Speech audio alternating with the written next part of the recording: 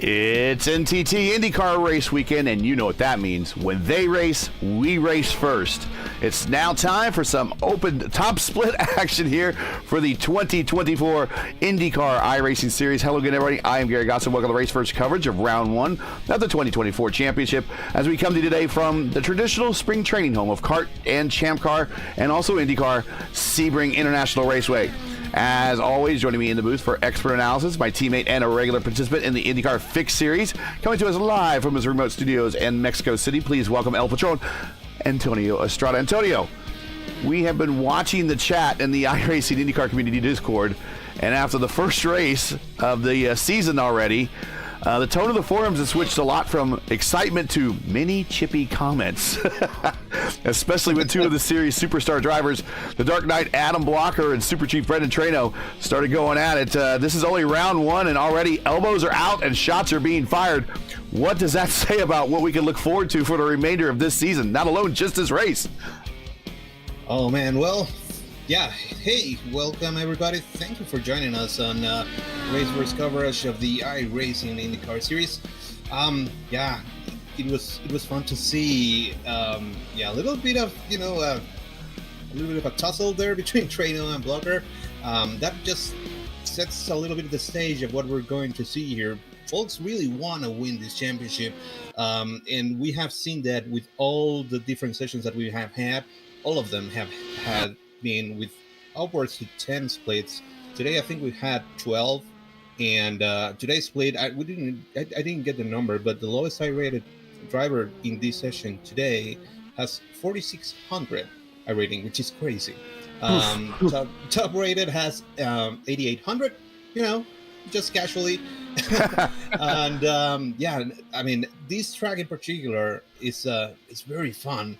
It's very difficult to make moves, though. There are a couple of spots where you can go ahead and do it, but the flatness of it is really challenging on that end. So I think with the strategy of having the full length of the race, 55 laps around this place, we're gonna have to come into the pits for 3 times at least. So we're gonna have 4 stints, and it's gonna be interesting to see what they decide to do.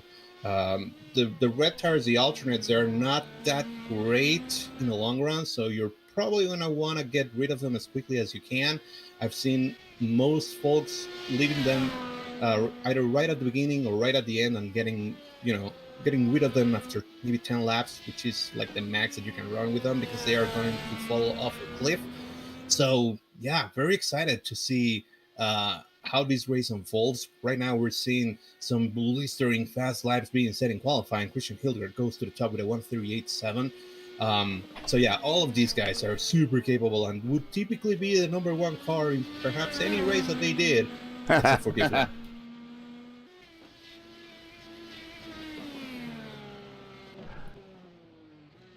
And we had some technical issues getting into this. Of course, it's patch release week, and some things were working before, and now other things aren't working now. So we're getting into this here. A minute 7 Let's Play. Hildegard Burrell, Antilla, McGinn, Akabazi, and Van de Sant, Moore, Haywood, Kraft, and Fujita, your top 10.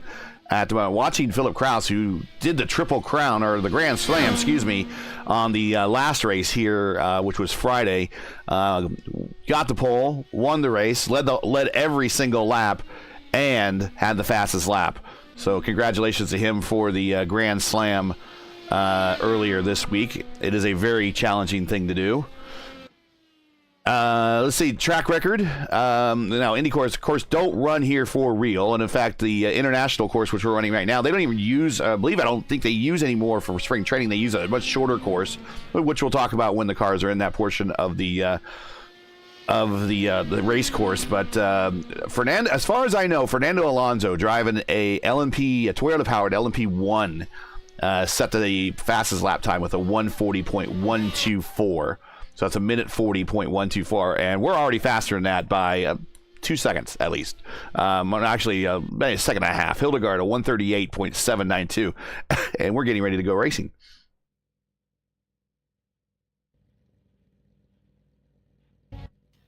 Set to the fastest lap time with a 27 cars we have tonight. Well, today, this afternoon.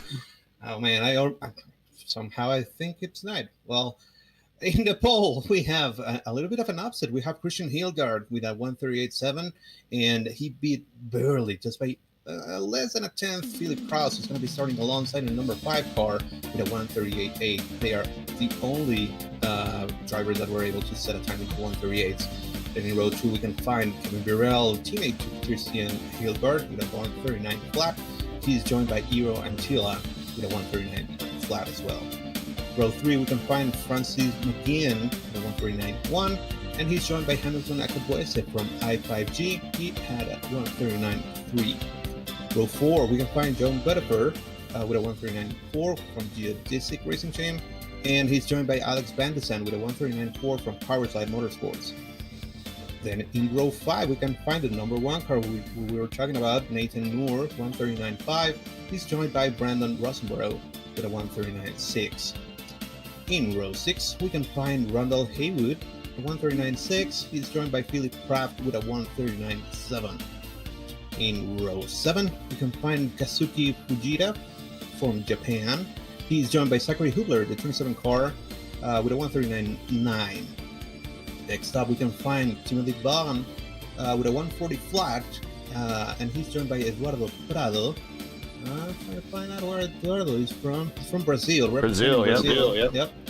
There we go. So he's starting P16. Then starting 17, we have Daniel Kraft. He's joined by Nate Stewart. Then we have Sven Newman starting 19th, and he's joined by Kasper Rishog Andersen starting 20th.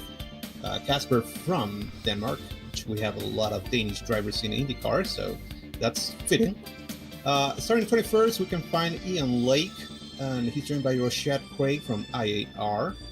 Starting 23rd, we can find Mitchell Welker.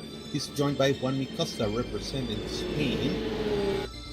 Then starting 25th, Alberto Pellegrini with a 1:49. He's joined by Jason Green with a 1:41.8. And bringing the rear of the field, starting 27th, that's going to be Jonas McGuire. All right. 27 cars. 27 car full field And, of course, if we butchered anyone's names, and we will do a good job of doing that during this broadcast, just hit us up in the Raceverse Discord, and we will get that corrected for the next broadcast. But we're doing a full pace lap here. And looks like Kaspar Janderson is going to be starting from the pits. I've seen Probably not a bad idea. Probably not a bad idea.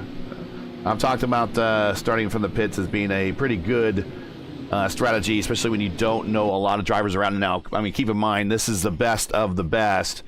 And I'm trying to get what we got for strength of field here right now. I'm showing a 5.8K. So if so, that's higher than yesterday's.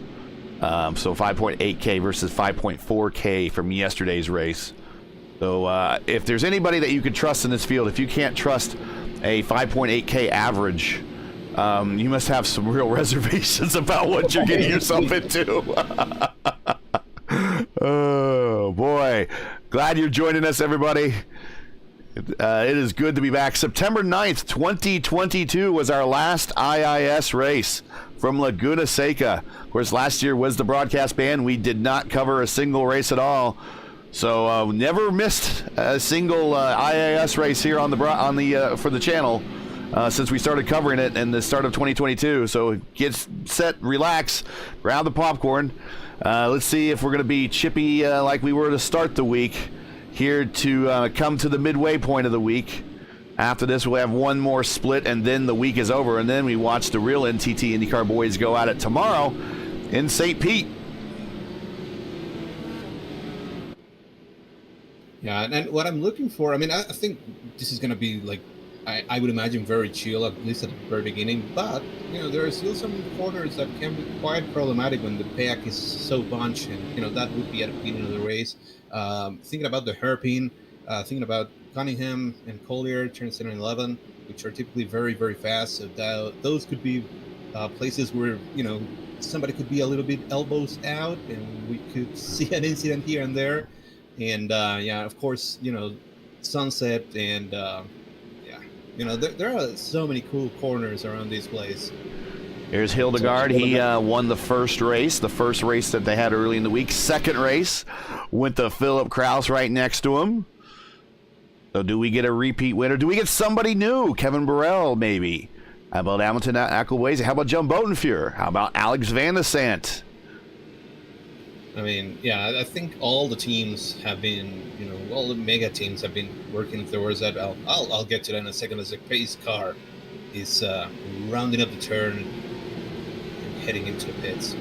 There he goes, under the command of Christian Hildegard and the Satellite Racing Squad. And we are underway here for the 2024 IIS season here on Raceverse. Alex Van de Sant making a move early there on Hamilton Acapulco. Oh, big wreck at the back. Big wreck at the back. We got Nate Stewart involved here. Ian Lake is already punched out. Daniel Kraft is looks like he is done.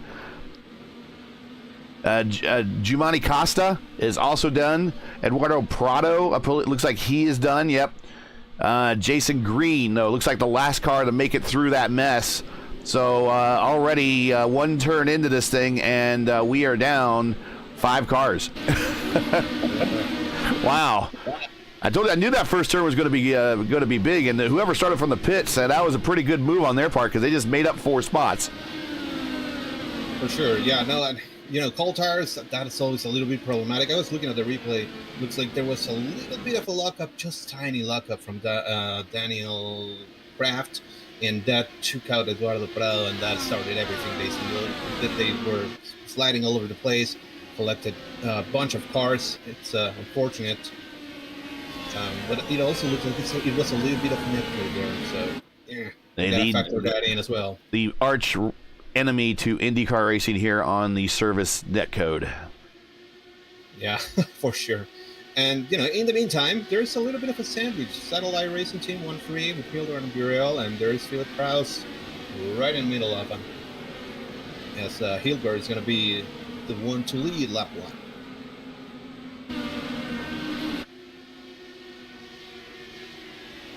Kazuki Fujita is trying to make a move there on Philip Craft. He's going to the outside of turn one.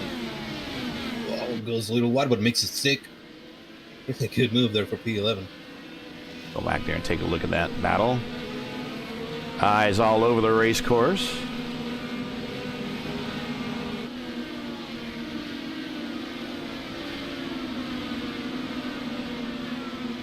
And here the field's coming to the hairpin. That's again a very dangerous turn because it's well a hairpin, and it also has a little bit of a chicane on exit, so it's very tricky, and that's where I can foresee some incidents happening. Weird. I tell you, I had this whole screen set up and laid out for the overlays, and then I go, I want to go to one of my consoles to check on something, and it pops up on another screen. I'm like, why is it doing that now? Because I love patch weeks. It just everything kind of resets itself for whatever reason. But there, we're back at this. Sorry, get back up front. Hildegard is your leader by 8/10 over Kraus. Another 7/10, 6/10 back to Burrell. Something I wanted to note, I'm looking at Fujita again. He's reeling in Nathan Moore there for P10. There's a difference, though. Fujita is on the alternate tire, so he's going to be faster for maybe 3 or 4 laps, and then he's going to drop off. So he really looks to the inside, sends it. What a send. Gets the position. and that's the difference between the alternate and the primary tires at the beginning. You have a lot of grip. You have to use it. You have to make good use of it.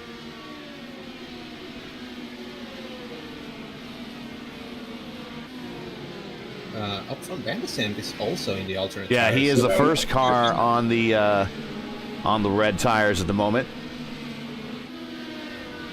Give you an idea of what the track map looks like. Had someone write in and say they rather see the positions rather than car numbers on the track map. That's fine. We can do that. That is what we have right now, showing you positions rather than car numbers on the track map.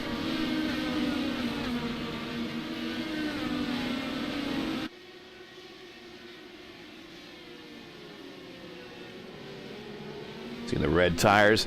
So the red tires, as we said, do not last as long as the prime tires. They are softer, a lot stickier, faster in the short run, slower in the long run. And so what these guys want to do on these red tires very early in this race is make as many passes as possible and hold off those positions, put as much space between themselves and the prime tire runners. And then hopefully during that space that delta they built up, when they make a stop, they should be able to hold their position when we do our pit stops. We are expecting of about 3 stops today. Yeah, we should have 3 stops. Yep. In the meantime, I'm also seeing John Butterfer. He's reeling Hamilton and Cabrera in, and they're getting side by side through Sunset from front stretch. 2 really super teams here. We got I5G. We got Akawazi, AK8 here, so let's call him, that's his car number. He is part of now Team I5G. And then Geodesic, long-time Open and IIS participant team. We're seeing them for the first time in a while on one of our broadcasts. They are also one of the super teams as well, and they are currently P8 and 9. Yeah, and Geodesic actually had 2 cars today. Ian Lake, also part of Geodesic, but unfortunately was taken out in that one turn 1 crash. So yeah, fiasco.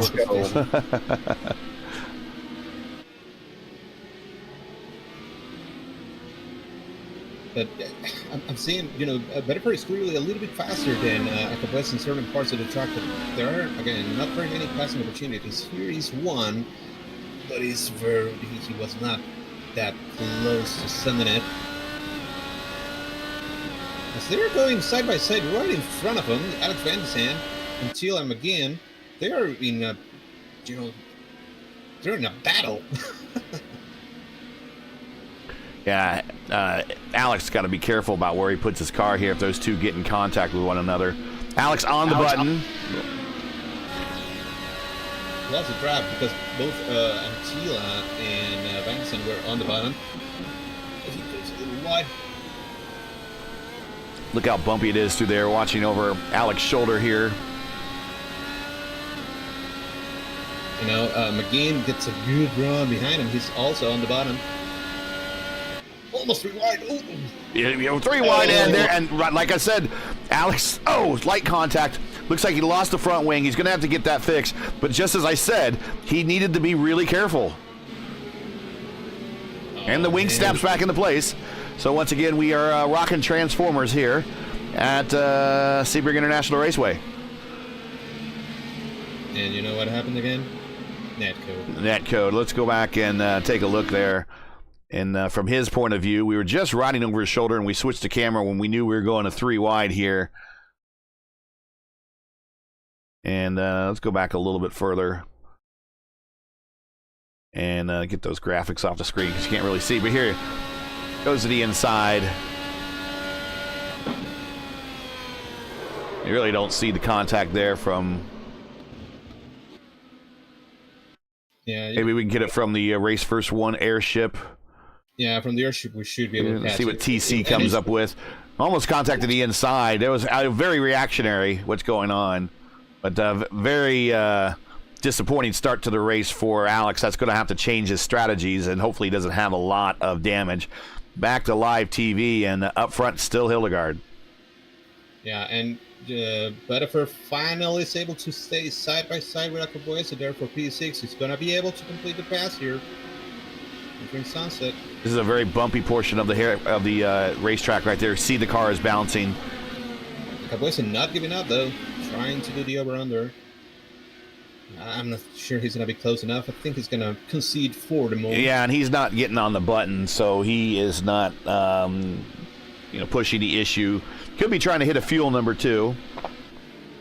Yeah, you probably should save a little bit to make it last for the entire 15 laps. Otherwise, if you're full push in map 1, you're going to burn a lot of fuel, and you would need to hit, after 14 laps. By just using map 2 or 3, you should be able to easily make it 15, and then you can split it in 15, 15, 15, and and the last stint of 10 laps or whatever. The idea is to have as shorter as you can a stint on the red tires, because otherwise you're gonna be a sitting duck. So far, the purple lap is Hildegard, the 1:14.5. Kraus is right behind him with that fastest lap of the 1:14.6. Last 5 laps, Kraus and Hildegard have been a dead heat. There's another geodesic car I found. That's a Brandon Rosenborough. He's running P7 right behind Akaboyese. Yep. Close to Pettifer.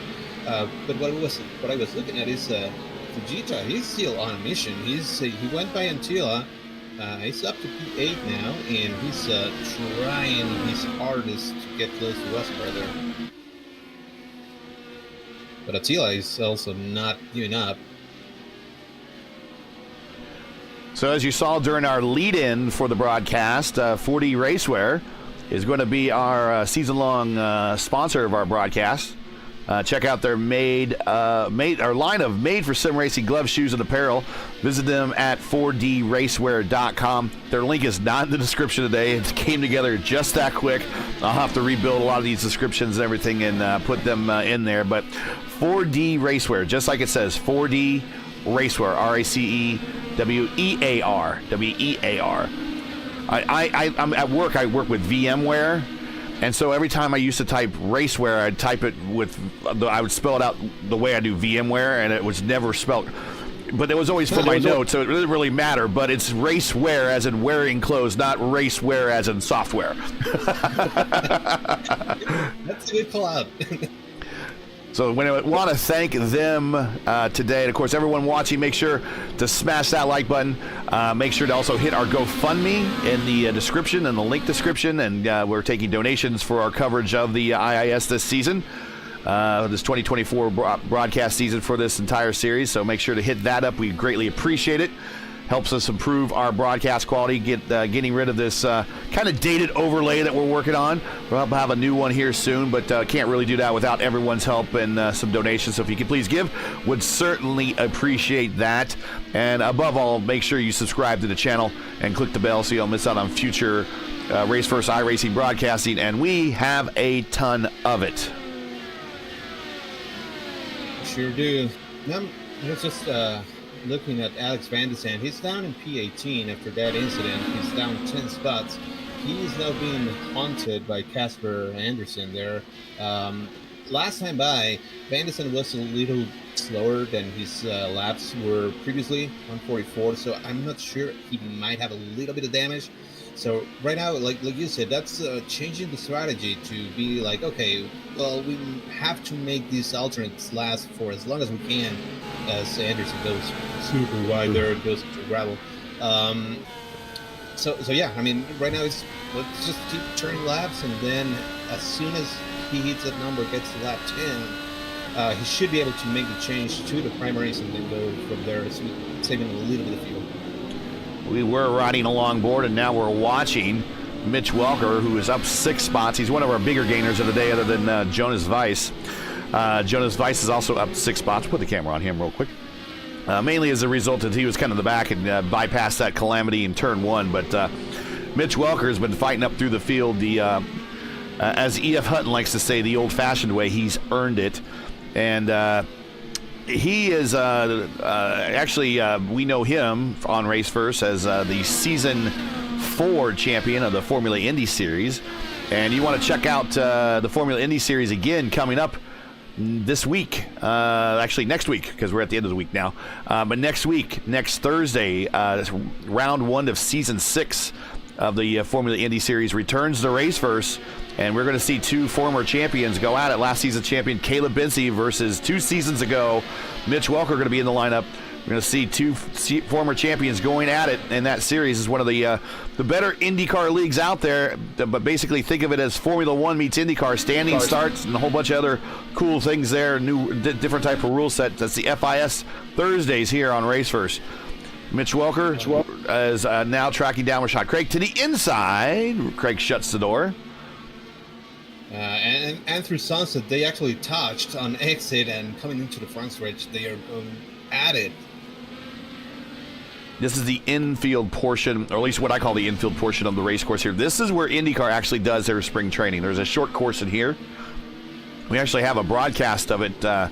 We were doing a PM18 race a couple years ago, I think with the Daredevil series, and we had a race within this course, a very short course, not a lot of fun. But IndyCar really didn't need something very big when they came here for spring training. They're just trying to shake the cobwebs out and make sure the engines are installed properly, that type of thing. Of course, we've seen them do spring training before at Homestead. They're doing spring training now at Thermal. Back in the IRL days, they even went to Daytona and ran the combined oval road course for spring training for a couple years. So IndyCar kind of goes all over for spring training, but lately it's sent to be here. Yeah. And it would be cool to have this as a points race. I mean, yes, very cool. Sebring is a great track. And it's interesting that it's never been on the schedule, considering the number of races. We got a battle for the lead brewing right here, boys. Here's Philip Kraus all over Hildegard. But considering the number of IndyCar drivers that have raced here in other series and other formulas, you would think this make a perfect fit to be on the schedule. Yeah, 100%. Let's get the powers that be. Take a closer look. That Sebring being a points race, that would be super cool. Vegeta and side by side, Vegeta and Tilla right now, watching these guys through 2, 3, and 4 area. Yeah, and I think at this point, Vegeta really, his tires, he's on the alternates. These tires are not great at this point. He should be looking to getting rid of them as soon as he can, because otherwise he's going to start losing a lot of track position. All that stuff that he was able to get while going left and right and making crazy moves at the beginning of the stint is going to be all for nothing if he stays a lot longer on these tires. Someone in chat, nah, IndyCar seems to like crappy tracks. Someone's a little down on the choice of schedule, but that's okay. And yeah, Michael, we're working on these mic issues. No worries. We're not the professionals, we're the semi-pros at best. Bowser getting very close to Hilgard there again for the Yeah, lead. we'll go back to the battle for the lead here. Yeah, last time by, after cars got really close, Hilgard was able to put a little bit of a buffer, but that's disappearing quickly. They put 4 seconds on Burrell. We'll go take a look at Burrell. Burrell's all by himself by 2 seconds over McGinn. Again, there in that Formula One throwback. Van de Sand pitting. He's finally able to get rid of those alternates. He's also going to be able to look at any damage if he had. Ooh, Kraus locking up almost. Wow. Yeah, let's go back and look at that real quick as we went to see Van de Sand in the pits. Here we go. Oof. Almost a little boot from behind. Bill Kraus, great car control. Yeah, and now he's going to have to do it all again. He lost a lot of time in that. He's down to 1 second behind Hilgard. So, it's, unfortunate mistake, but luckily nothing really happened. Now it's time to mount the charge again. So the new rule this season for the IS, 100% length races. So this is, if there would have been a real race here, this is about the neighborhood they would be racing, 55 laps, about 204 miles, 204.05 miles to be exact, on the 3.71 mile international course. Yeah, plenty of time to, do anything that you want. Well, we're so many of our broadcasts, like when we did Open together, that's just like not much farther than fixed, but I don't want to say twice as far as fixed, but right in that neighborhood. If fixed was like 75 laps at a mile and a half, I think what were we doing in Open at a mile and a half? 100, something like that. So not that much longer was Open. Yeah. So now we got a long time to settle in. We don't have any tire limits, I don't believe, although they do have to swap compounds, which a number will have done already on pit road, including Alex Van de Sand. The leaders have not pitted yet, though they're coming up here probably in the next 6 laps or so. But we're looking at 100% fuel capacity on these cars. No special rules there. Nothing docked in power. These are racing as they would if we were watching a real NTT IndyCar Series race. And so they opted for the 100% length races. And, some people do better in those races. Some people just bide their time a lot better than the constant sprint that a lot of these other official races are. I mean, it definitely allows for strategies to unfold, right? So you can set something up and plan for something right at the beginning. And since there are no cautions, at least on road courses, well, then that can unfold unless you have an incident or something like that. You can plan for it and do something well in advance. So it opens up a lot of possibilities. Pretty much everything is viable, realistically, because this also rewards a lot of consistency. And not consistency in just a small sprint, like you said, but through an entire stint. As Fujita is now pitting, lap 13, kind of later than what we were hoping him to do, but I guess that way he's going to be able to go to map 1 and push through the remainder of the race. Getting to his stall on pit road. Pneumatic jacks jack the car up. Little puff of smoke there. Tires have been switched to the prime compound. Full tank of fuel, down off the pneumatic jacking, and down and away. And that is a typical IndyCar pit stop for you, 9.5 seconds. And there's 2 battles there for P13 and P15. Newman and Welker and Hubler and Craig. They're all super close together. Oh, yeah, so we'll watch this. It's Newman, Welker, Hubler, and Craig. We don't know Sven Newman from a lot of our broadcasts, but we do know Mitch Welker. We do know Zach Hubler, and we do know Rashad Craig. And you know what? It's probably Neumann, because I see that he's German. So apologies, Sven. And So Zach Hubler was formerly known as, I believe, wasn't he the Candyman last season or last time we broadcast, because he was always in that M&M's car? Yeah. He's sporting something a little bit different, but I still like the Candyman moniker. That's a good nickname to give someone.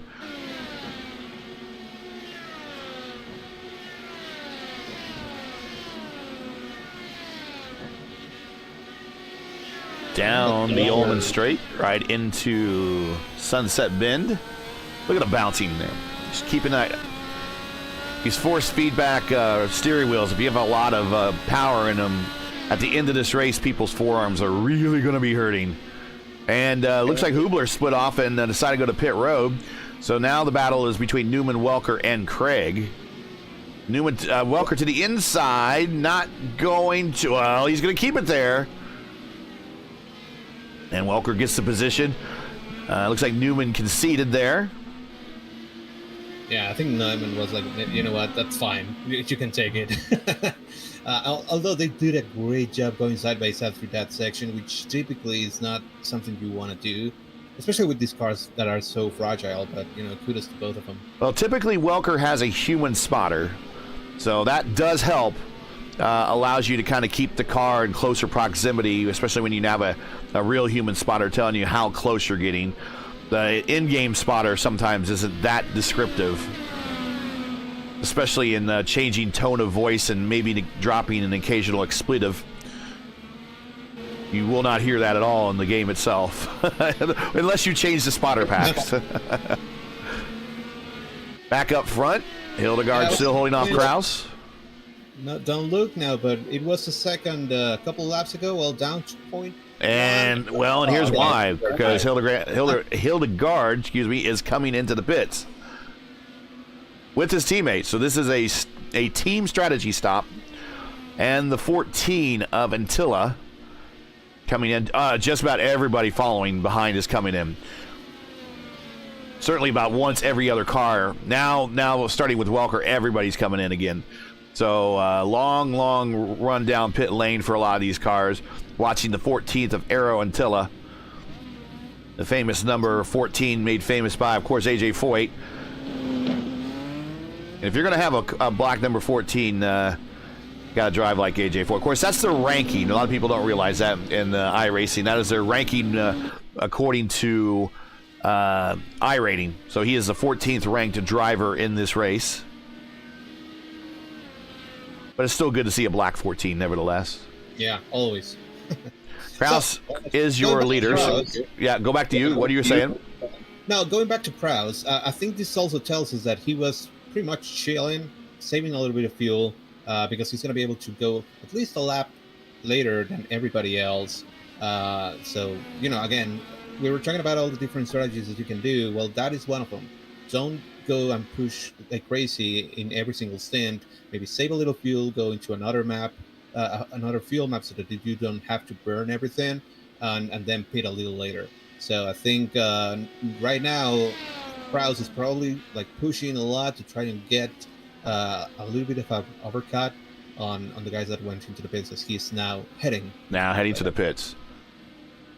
And no days off here. But speaking of a day off, let's see Nick Sadiq. Nick, man, if I known that you were going to work today, I would have invited you in the booth. You want to come in the booth? Walk on up, man. Nick's in chat. He's cheering on Mitch Welker.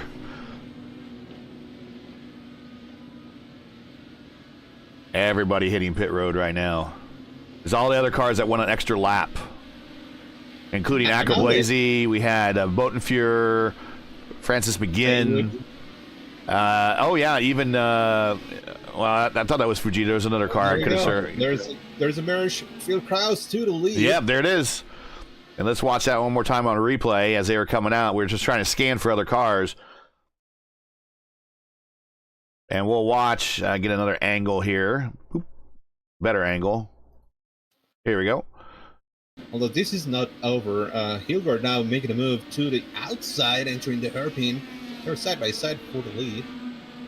Yep, comes out. Now the problem is he needs to bring his tires. He needs to bring his tires up to speed here. So now they're in the pin. Now they're coming to the towards the airfield portion of the track, and to the outside now because the next turn is he goes the long way. Yeah, he got him.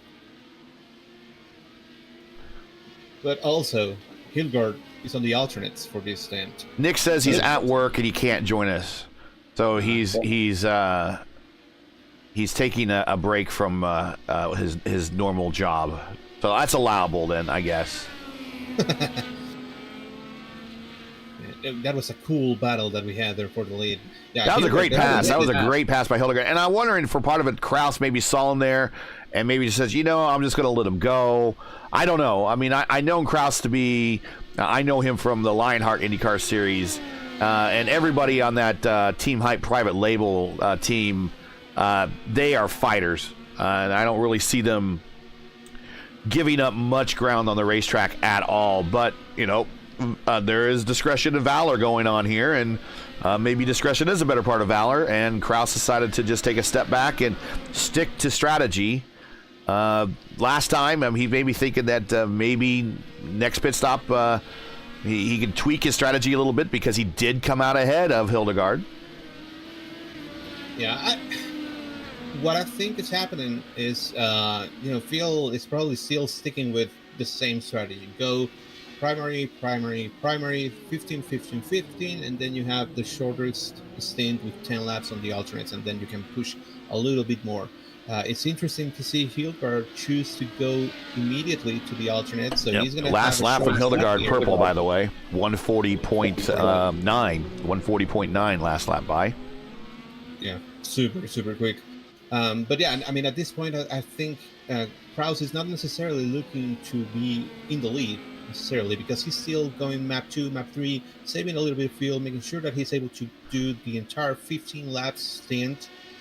So actually having Hildegard in front of him helps, because he's going to get a little bit of tow, especially on these long straightaways that we have here at Sebring. So looking in chat, we got the Kraus house. Well, right now it's Hildegard's hideout for the moment. Until Kraus gets the lead, and then it becomes Kraus' house. But each one of these guys have a win this week. Hildegard in the first race, Kraus in the second race. Bit of a rubber match going on here. 4 races a week when IndyCar races for real on the NTT IndyCar schedule. 4 races here on iRacing. This is a series that most closely mirrors the NTT IndyCar Series. So next we are going to, next is actually we're going to go to Fontana, even though that we don't have an oval next on the real NTT IndyCar schedule. I think they just picked Fontana because they wanted another oval on the schedule, and it's in somewhat close proximity to the Thermal Club there, and I believe it's Palm Springs. Yeah, I think that makes sense. If we're going to California, why not go to Fontana? Just wanted to mention super quickly, Francis McKean went by Kevin Burrell there for P3. Not sure where he came from. That was an interesting move. And now he's putting a lot of distance between himself and Burrell. And Bodenfear, they're just hanging out. Closing in a little bit as well. Yeah. Last time by, Burrell, 142.7 compared to McGee's 141.8, so an entire second slower. Maybe made a mistake somewhere. Yeah, it sounds like that. Easy to do. Easy to drop a wheel here. Also, right there, you see in the turn that they're going through 14. Very generous off space there. I don't know what really out of bounds is there, but they go as far as they possibly can go there to make that turn down the straight. Yeah, seems that Burrell has now gathered it back up. He's keeping the distance pretty much the same to McGinn and back to Bedford. Yeah, they're all in the same vicinity. 142.0, 142.1, 142.4 for Bedford, who actually put a wheel down, which was going to slow him down a little bit. I'm also seeing that Akabuese there is closing in on Urantila there from Finland. That's for P7. Yeah, we got also in chat, Jesper Orman says Black 14, AJ Foyt. Yes, although throughout history, when Foyt would bring his own team in other cars, he would typically bring the 84, which you always saw at Indianapolis, the 84. That was his car. He'd pull out like bump weekend and slam George Schneider into it. His only IndyCar appearance for many seasons was at the second weekend of qualifications in Indianapolis, and that typically was also modeled very similar to Foyt's Copenhagen Lola that he drove a lot, but it would also be a black, but have the 84 on it as well. Yeah. Kraus is closing in on Hildegard again. I'm surprised Kraus has not smacked the button yet. He has 10 pushes left. Hildegard's only got used 2, so he has 8 left on the push to pass department. Your top 5 is 8 for Hildegard, 10 for Kraus. McGinn 9, Burrell 10, and Botenfjord 9. So they're saving them for later, obviously. See someone in chat saying that Kraus is always going to go 1 lap later, so he can get the lighter fill. Or if I could talk, I am talking about Phil Kraus, but he'll get the lighter fill or the lesser fill of fuel when he hits the pit road for those red tires that last stop. So he should be blinding fast for that last stint, and he might just pull it off. I mean, he's staying close enough that he can do it, and he's running down Hildegard on those red tires almost into the back of them there. Got pretty close at least. Hildegard 5 laps on those tires. So they are starting to lose their effectiveness. We really saw them go, where do we see the Fujita? Oh, inside looking. Not going to pull out. Fujita actually took them the longest. Fujita pitted on lap 13. Yeah. So he went 13 laps into his stint. So if we look at it, Hildegard still has another 8-9 laps left on these guys if he's thinking about getting them off. So he has a long way to go. Yeah, he could potentially, do 6 more and then get rid of them early and then save a little fuel to make it. I'm not sure what the plan is. I think an advantage to Kraus, who is now on the bottom. So he's looking to get to buy. Oh, outside. Oh! Not sure if Phil liked that move. He was he did what was a legal move. Hildegard went to the bottom to defend the bottom, and Kraus came on him and kind of pinched him down there, and Kraus fought his way out of it. Hildegard fought his way out of it. Now side by side through the funnel area. But they're going to the inside portion of the track through turns 2 and 3. What a defense there by Hildegard.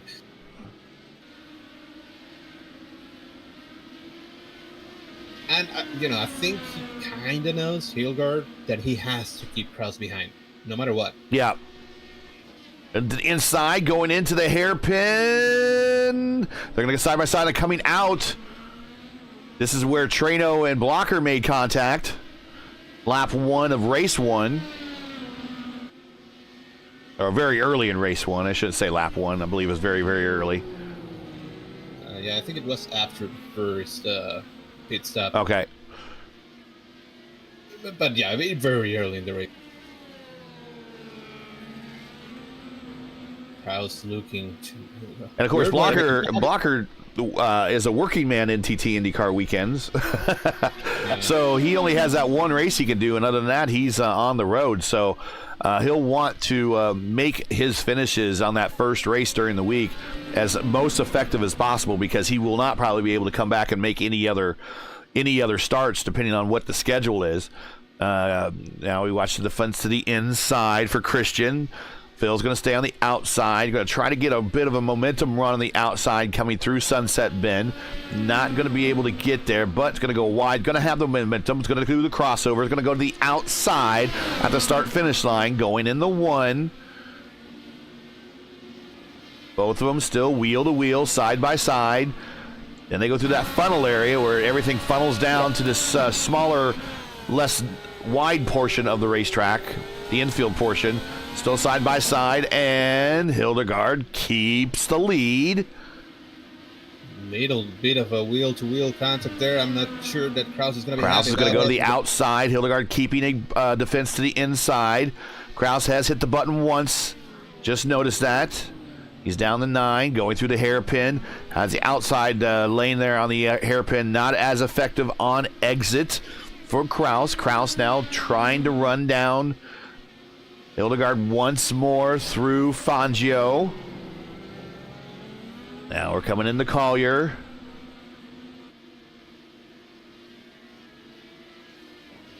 And down the Tower Straight. And the thing is, Kraus is not happy because he's losing time here. He's going to the inside now. This section is flat out. Yeah, coming through 12 here, there we go. 13, 14, and now we're going to go down the Ullman Straight.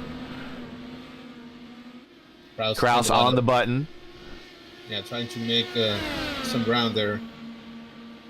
But really, he's just pulling Hildegard right along. Yeah, he sure is. Hildegard able to send it deep in there in corner entry, not letting Kraus get away. Again, 2 of the power teams here in the community. Private label Team Hype. But Kraus had to go. They were going much slower, and that's because of the tire degradation on the alternates. He needed to make that happen. Last time by the way, they were 143 and a half for both of us. Kraus gets super loose. And it's going to open the door for Hildegard here. Hildegard's going to try the long way again on the outside in the braking zone. No. Hildegard with Satellite Racing. Former champions here of the IIS Satellite Racing is. Such a rare sight to see an unforced error there by Kraus as Hildegard goes to the inside. Yeah. Oh, boys, hang on. Oh, so close. Great car control. Everybody involved. Don't want to leave this battle. There's other battles on the racetrack. We can see it on the ticker on the left, like Kraft and Fujita. There's a battle brewing right there. Akabuezi and Tilla. There's a decent battle right there. But this right here, battle for the lead. Eyes up front. Everything is downrange at the moment between these two.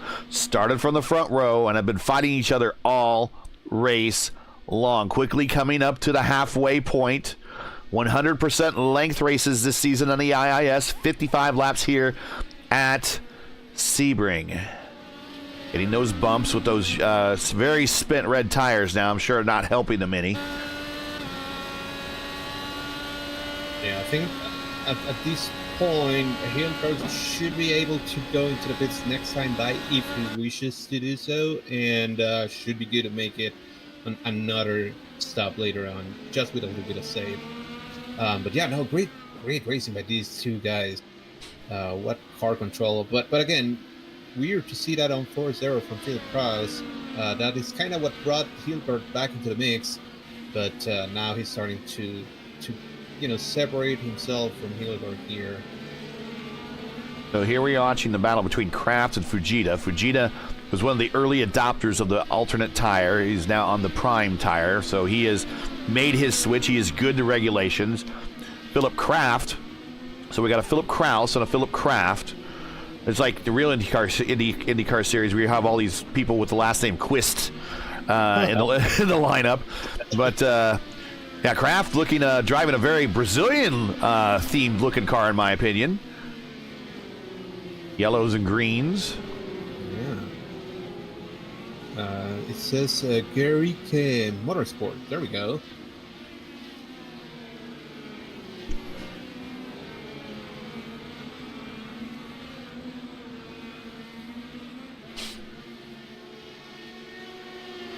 And Fujita in the plain black and red wrapper there. He's looking for some sponsorship. Somebody watching, help that guy out. Up to P10. Maybe we can get him on a team. We have a good track record of getting people on teams here. If he's looking for one, that is. Not everyone's like Mitch Welker up 10 spots. There he is in 13th. This is kind of a normal pace for Mitch. making his passes, making time, allowing the strategy to unfold, keeping the car safe, hitting his marks. Standard Mitch Welker operating procedure here in an IndyCar race. Good seeing him back in the series. We had him on a you missed it. We had a heck of a race, and in fact it included I believe Phil Krause and a number of others at Detroit. And there was I think that was also won by Hildegard. I think we all had a big collision there on the last couple turns coming to the checkered flag, and Hildegard brought it home. And Mitch here got the surprise podium. Check that out. That's last season from the IndyCar Series, otherwise known as the Indy Open Series. It's in a playlist on our channel. Should check out that race. That was a good, great race. It certainly was, and I, very upset that I missed that one. But going back to what I was mentioning about Phil Krause, until he, made it exciting for us by losing the rear a tiny bit and giving us another battle. Last time by, he did a 141.5, which is kind of his pace, very fast pace. The previous laps, when he was battling Hildegard, they did a 143.5 or something like that, and then they were doing 142.9. So he needed to go at that point. Like, I think he was content being behind Hildegard to be able to save a little bit more fuel and have a lighter fuel tank at the end. But you cannot do that and risk going slower or way slower than your pace. Riding on with Zach Hubler, the Candyman, as he is down in 17th. The point situation, and yes, points have been awarded already for this season for these two races already. Philip Krause, as we're watching right here on the screen, is your points leader with 316 points over this guy in P3, Francis McGinn. He is currently second in the standings with 303 points. Christian Hildegard is fifth in the standings despite having a win, and all that has to do with strength of field. So if Krause gets a win here, especially with this strength of field, 5.8, he's going to extend that lead. It's going to be a bit of an accelerator. Pascal Stix is P3, and Thomas Ronhar is P4 in the championship. That is your top five at the moment in the IIS.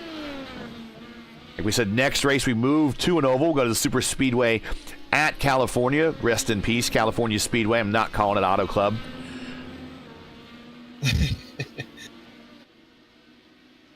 And we're going to watch. That's going to be a heck of a race. I forget how many laps they got it planned for. Let me look at this schedule. It's going to be 150 laps. 150. So, yeah, that's going to be that's pretty close to a sprint kind of distance for these guys. I suspect that depending on what the track temps are going to be, it'll be a pack race early, and then when the tires wear off and the temperatures, I suspect it's going to be warm. The track temp will be warm. And track temp today is warm, by the way. We haven't really talked about that. 110 degrees Fahrenheit track temp, 81 degrees ambient. There is a bit of a breeze at 9 miles per hour, but I don't think it's going to really affect these guys on a road course as much as it would on an oval necessarily. But yeah, we're going to see probably a pack race early, and probably car control later in runs as the tires go off and the track is hot. That's all next, coming to 2 weeks, actually. That'll be, I think it's March 24th, I think is when we have that planned. Yeah, that should be a short air race, kind of, because 150 laps should go by there quite quickly. But it, like you said, it's going to be a lot of fun. And I think it's going to be packy. Again, weather dependent. But yeah, we'll see how that goes. And now that we're talking about weather, how about the new Tempest system, which is actually in place here? If you go to the weather tab right now, even if there is no rain chance currently, you still see like the radar, and you still see where is the wind coming from, which direction it is, what, is it overcast. iRacing really knocked it out of the park. I was driving around here in Sebring under the rain, and what a spectacular thing. So much fun. Yeah, the cars, they don't have rain tires yet for these cars, so they're not ready to go rain racing quite yet. I've seen some people fool the system and do a rain race, but the track doesn't get actually wet. Ooh, Akabuezi almost into the wall on Sunset Bend exit there. At least it looks like he got close to the wall. He'll probably come back and say, nah, it was a car width away or a tire away. But anyways, yeah, these cars, you can fool them in the running in the race, but I don't think it affects their grip level. You just have the visuals of them running in the race. I would hope in a later update, as they add more to this car now because of the licensing agreement, and it has been, we're of course broadcasting this race, so it's indicative of iRacing picking back up the license from IndyCar. One of the things they wanted to do was bring the cars current as of how they ended the 2023 season, and supposedly they did that in the last update, although some people say not necessarily. So we'll see if they'll have to add any more. Of course, we have the hybrids to look forward to, but then also, again, we have to look forward to is rain racing in these cars eventually when they enable that. And what they should do, Antonio, is they should leave it up to the broadcaster to determine when and where it's going to rain. I would love that, yeah. Like super dry and then pop up rain out of nowhere. It'll be like, Adam Blocker, 30-second lead. You know what? It's time for a downpour, Oh, man. Yeah, no, that would be awesome. Just the idea of having these cars driving under rain, looking forward to that. But again, just wanted to mention... Pit. Here comes Hildegard. Yep, Hildegard. We were kind of looking forward to that. A shorter stint here for him. Yeah, 13 laps. 13 laps on this stint. Yeah, so I assume that until I assume that he's going to go to the primaries again. Rossborough from GMA. Yeah, Rossborough is in as well. And Tilla is in. And Hildegard should be about done here, down on the jacks, full tank. And away he goes. And showing him with prime tires. Going to rejoin the field all by himself.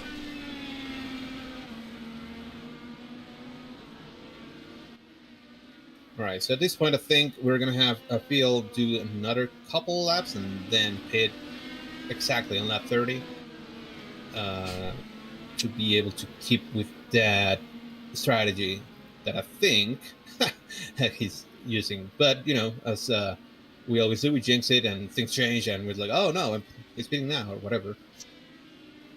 But we'll have to watch for that merge.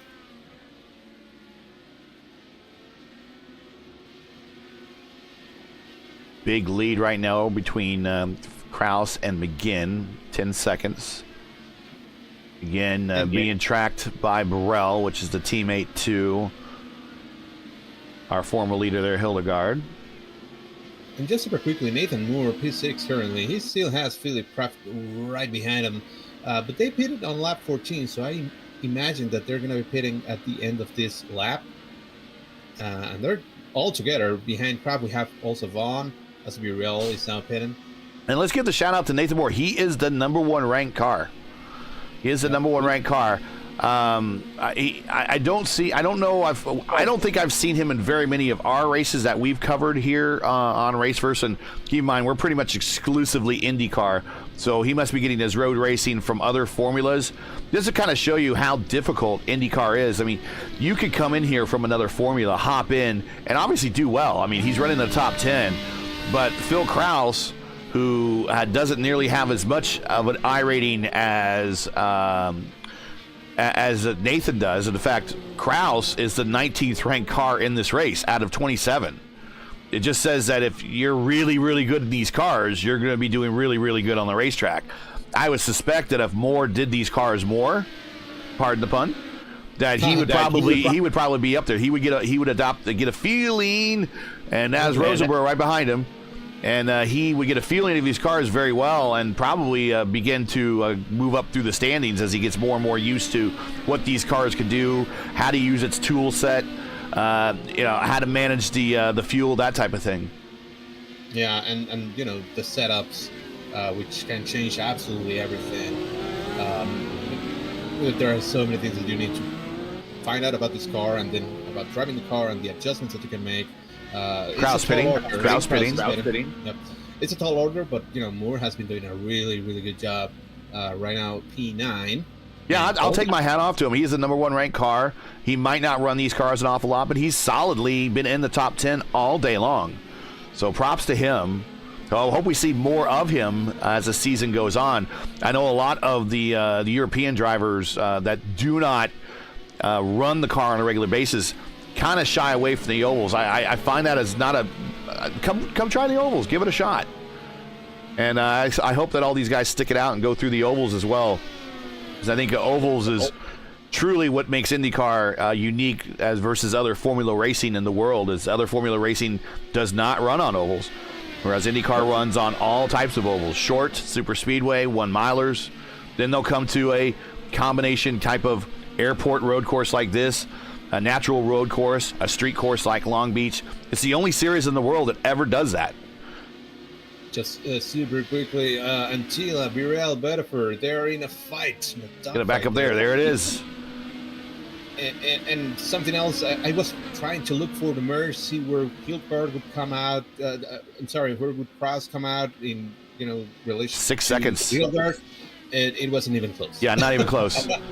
I had the camera on him a little bit, and when I didn't see the other one, I just kind of moved the camera off because he secured the lead. But 6 seconds, 7 seconds now, the lead over Hildegard.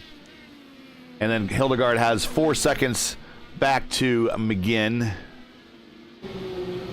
Got to reset. And Bedford went by Birel on this pit exchange. Yep, this is the closest battle on the racetrack here. Bedford, Burrell, the general there, and Antilla. This is for fourth. This is 4th, 5th, and 6th.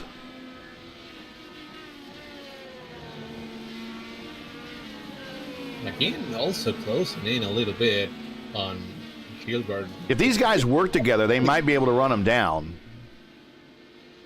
Yeah. Burrell joining us from the early morning hours, I believe, over in Japan. He is relocated over to Japan with himself and his business. He was kind of new to the scene in 2022 and adapted to these cars very, very quickly and is very, very skilled at these cars. Yeah, he came from Gran Turismo. Yeah, Gran Turismo, yeah. Yeah, and he, like you said, he adapted super quickly to these cars and is one of the top drivers now.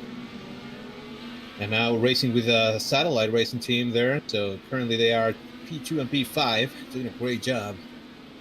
Yeah, you know that you're good when you get noticed by your satellites and your power slides and your i5Gs and your All-American iRacers. Who else am I missing? Geodesic, IAR. Private label. Team Hype private label, yep.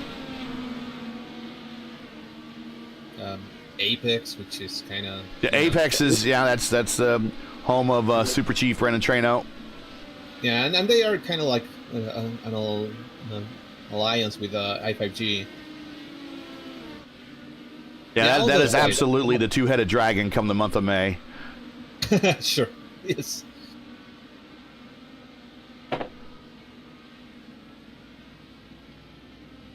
Bedford has been able to hold off. Yeah, he's actually pulled away a little bit. Just a tiny bit. We're watching that battle right here. There's another battle brewing, which is for P9. Yeah, let's get back there. I mean, Nathan Moore was able to get away a little bit from Rosenborough, but Philip Kraft is right behind Rosenborough there. Just behind this, you see that green car down the straight, halfway down the straight right there? That is Mitch Welker, up 11 spots now, P12. And Timothy Vaughn, which we haven't really mentioned that much. He's take a look at him. 11, right behind Kraft and Roseborough. So these four guys, they're very close together. Any kind of mistake will definitely bring a lot of these guys back to the fray. Got Moser Racing on badging on the side there. Of course, any of you drivers that are watching this that are part of a team that we're not mentioning, I want to make note of that to us. Feel free to join our Race First Discord. Link is in the description, and give us an update of who your team is and all that. And we'll make sure we'll make proper mention. We try to keep our ear to the ground of the iRacing IndyCar community. and in that Discord, so we know the teams that are kind of through there. Yeah, and I was just looking at the chat. Jason Brophy, hey Jason, he actually has a great comment that he says the license plate is helping. That's entirely sure. Another new thing that's happening, iRacing has split the road license into sports car and formula cars. So that basically allows us to go ahead and try something that we probably would not do, because we might be afraid of losing the I rating to get into some of the special events. Yeah. Thinking about, maybe the 24 hours of Le Mans or, any of the endurance official races. Indy 500. Yeah. Coming up. But I mean, at least for the road part, you are now able to try something else. I know that I'm just decent-ish on the Indy cars. Not saying fast, but decent. But then now I can go ahead and try some other things, some sports cars, which I'm really bad at. And, it doesn't matter if I time my rating. I don't want to do it, but, it will not affect reaching some of the other splits that I typically would be racing in for sports cars. So, yeah, that. Go take a look at our friend Alex VDS, and since he got involved in that early incident, he is back to 18th, down 10 spots. He might have some additional damage on that car, and he's just unable to really get the pace there.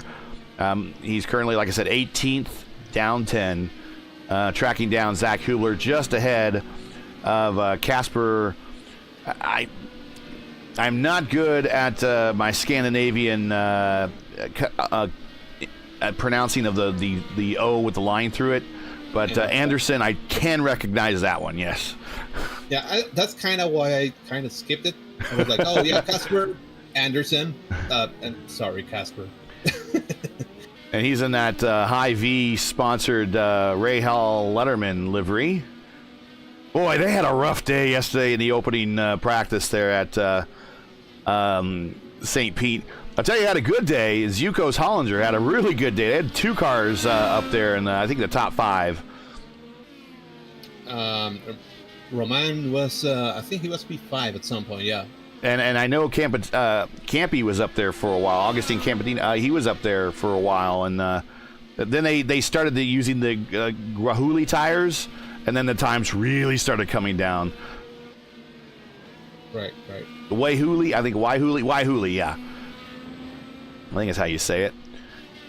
It's a sustainable technology tire.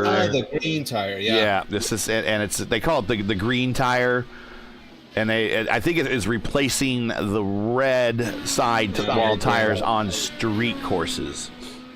Yep. The Waihouli begins with G, and it's part of the Waihouli bush that they're using a extract from that to make these tires. Look at that. Today I learned. I always called it the green tire, and I was like, okay, yeah, I know that it's sustainable somehow, but good to see that. And maybe, hopefully, at some point, we also see it in here. Something that I wanted to mention real quickly. Mitchell Walker, he has joined this group, this 5-car train that we have that is led by Nathan Moore. He has Roseboro Craft Vaughn in front of him, but he has joined right on the back of it. So, battle brewing here.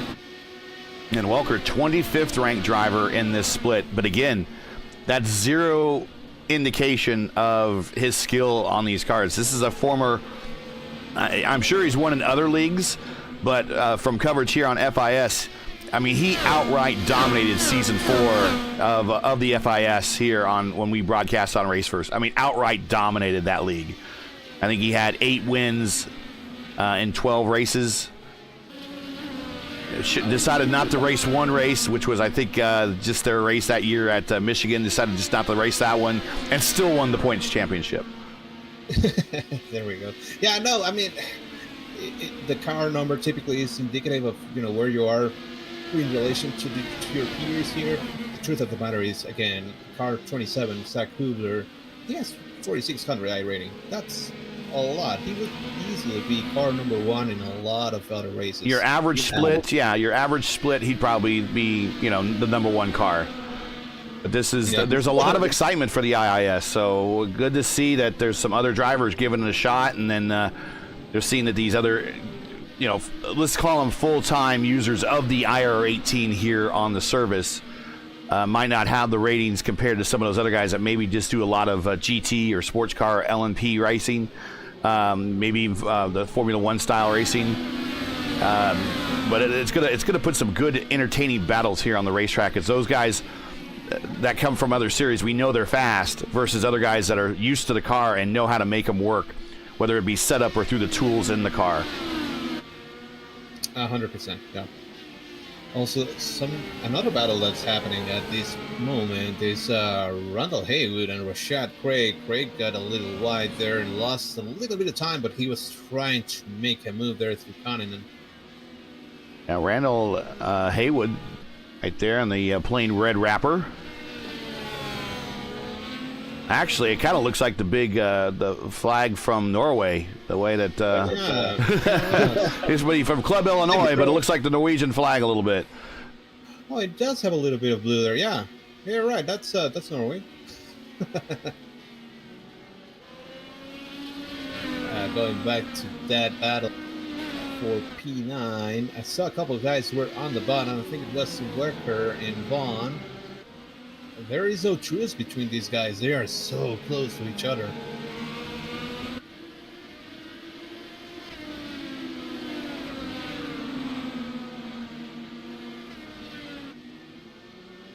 They're coming into the pin area. Interesting. Wecker is on the alternate tire.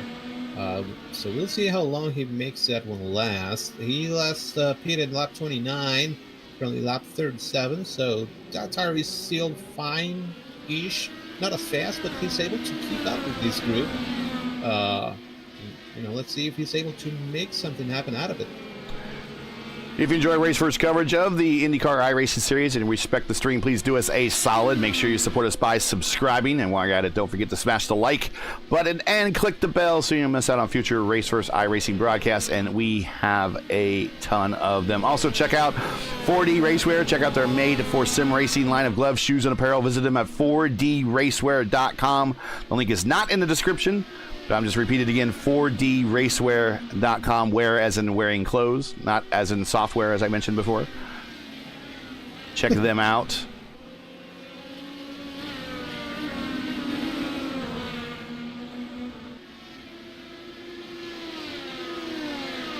Another one that's getting quite close is Iron Tila from Finland. He has got to the back of John Bedford. He actually made it by Kevin Burrell there.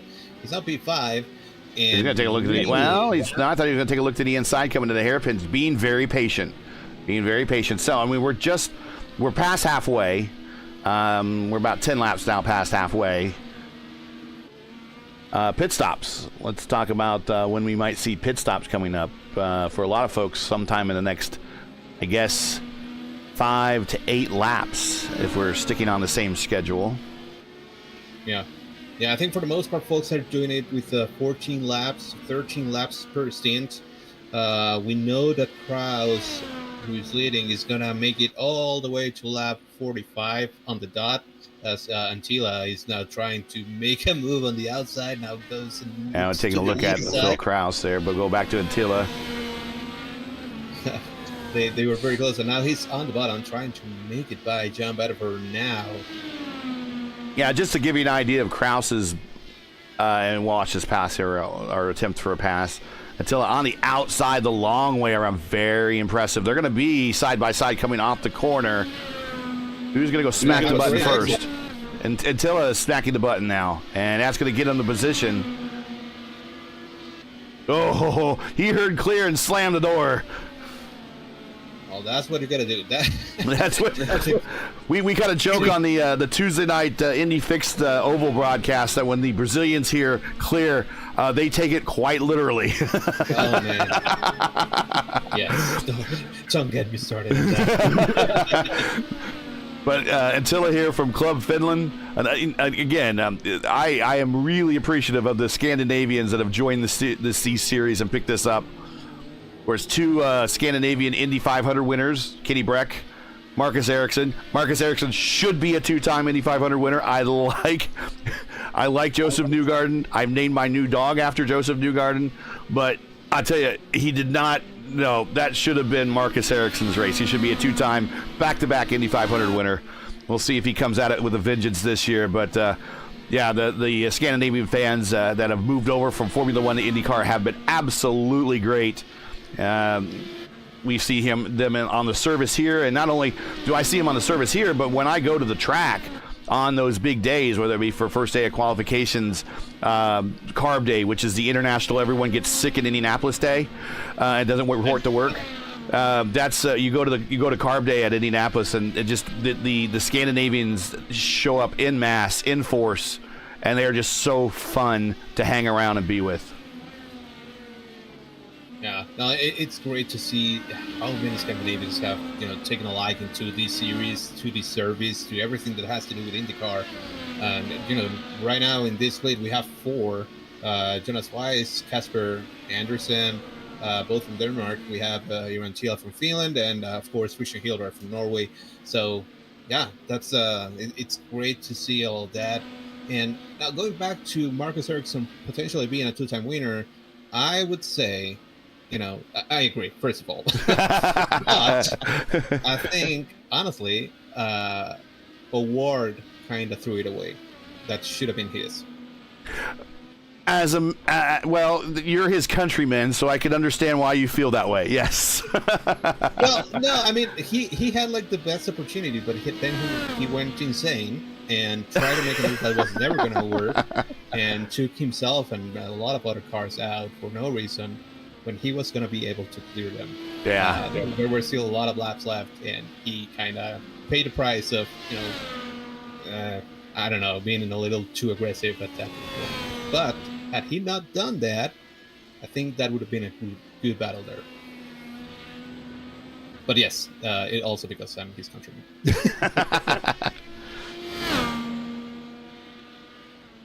So, lap 40, I think we should start seeing some folks pitting in the next 2 laps, 3 laps, depending on what last time by they went into the pits. In the meantime, the dogfight between Moore, Roseborough, Kraft, Vaughn, and Walker, it's still there. Yeah. They cannot get away from each other. They have very similar pace. And Mitch Walker, he's there too. So let's talk about IndyCar drivers from Mexico. So Pato Award, Adrian Fernandez. Adrian Fernandez was great. Yeah. Michel Jourdain. Jourdain was amazing. I think the precursor to all that possibly would have been Jose Legarza. Yeah. Okay. Jose Legarza, Hector Rebaque. Oh, Hector Rebaque. Yes, he has one IndyCar win. Yep. Yeah. And then we also had Mario Dominguez, who was not good. Won a couple of champ car races when fields were like 10 cars. In the watered down days, yeah. Yeah. And then you also had at that time Rodolfo Lavin. He was so is the most successful one according to wins then Fernandez then? Yeah, Fernandez by far. He was in contention to winning that. I think it was the 2000 championship that he lost to Gilles Lefebvre there by the slimmest of margins. Yeah, that was really good. And then he's the one that also transitioned to IRL. He won a couple of IRL races. He did, and he was involved in some points championship races there in the IRL. It's always the Tecate car. You could always spot that car from a mile away. The great livery. Yeah, he was pretty much a trendsetter in that way. I mean, of course, he was held by Jose Legarza, Hector Rebaque, and some of the other older folks, paving the way. Even Michel Jourdain Sr., he raced in the car at some point. But yeah, Fernandez was in a league on his own, basically. Walker to the pits. So would you say the father of IndyCar racing in Mexico then is probably either Rebaque or Jose Legarza? Yeah, I would say Rebaque. Hector Rebaque, okay.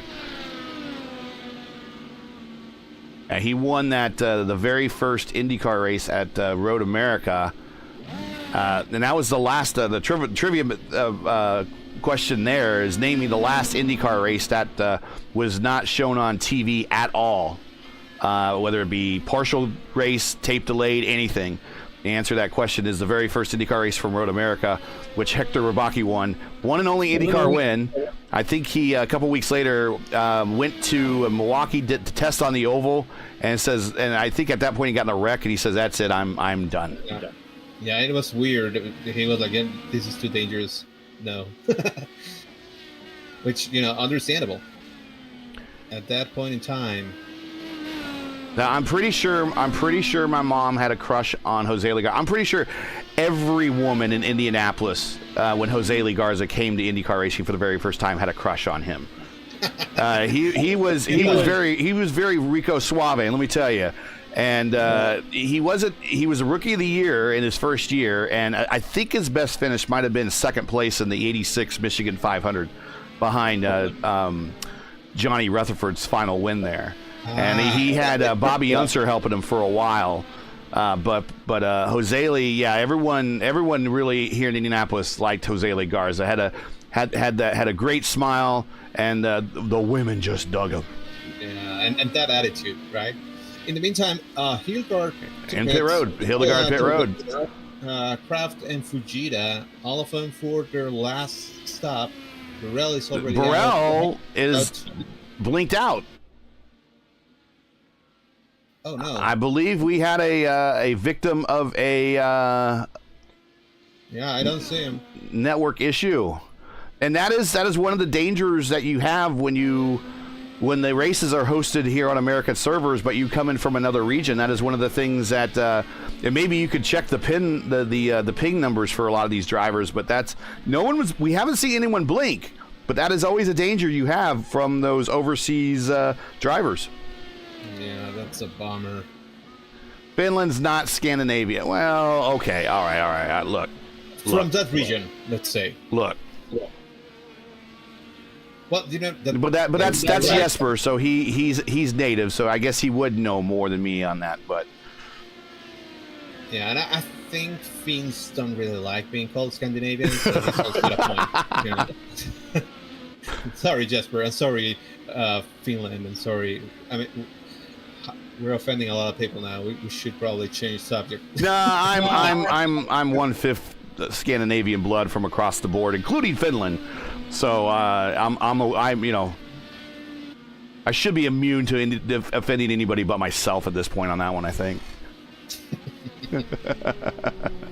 More Roseboro, Vaughn. They're all coming to bits. Look at them! They're all on top.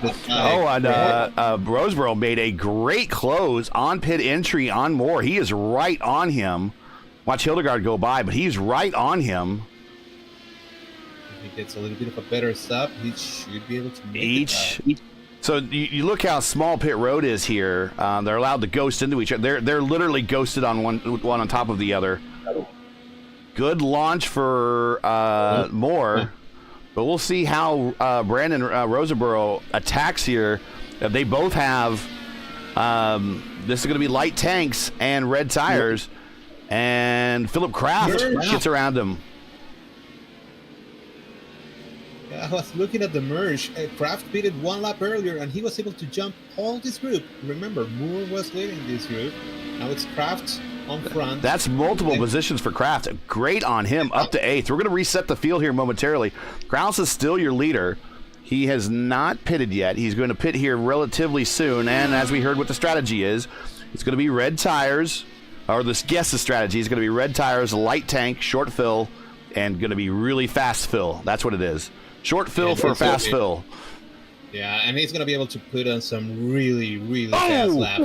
I think Francis McGinn almost got into the wall on Sunset exit, but it might have just, we saw him going up on the curb. I think he's okay. It looked really, really close.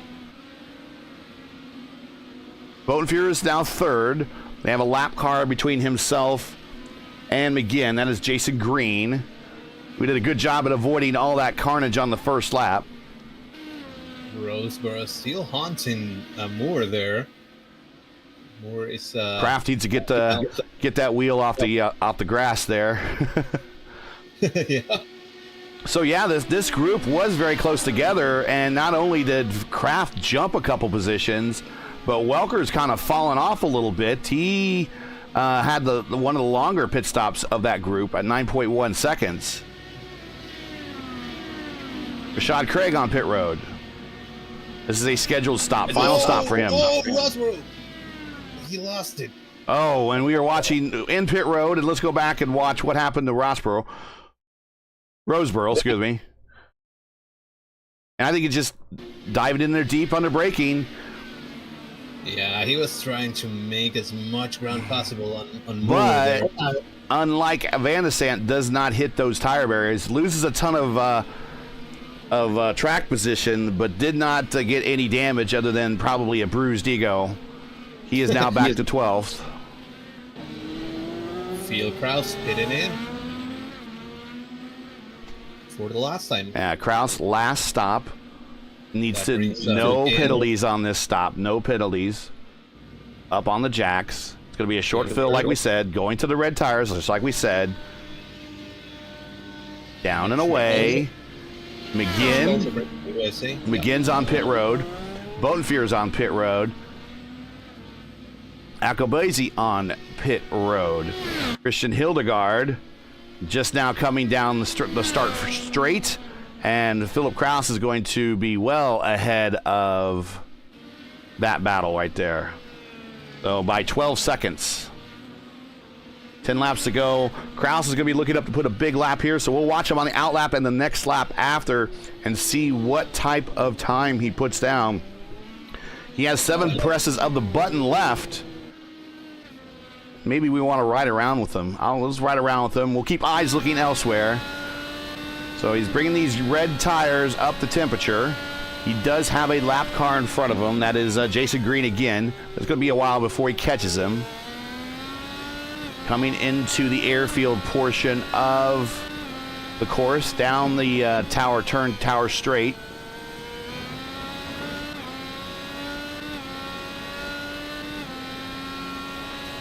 This is a big turn where they use that whole area for out of bounds. Right here. Look at that. 4 tires over the white line.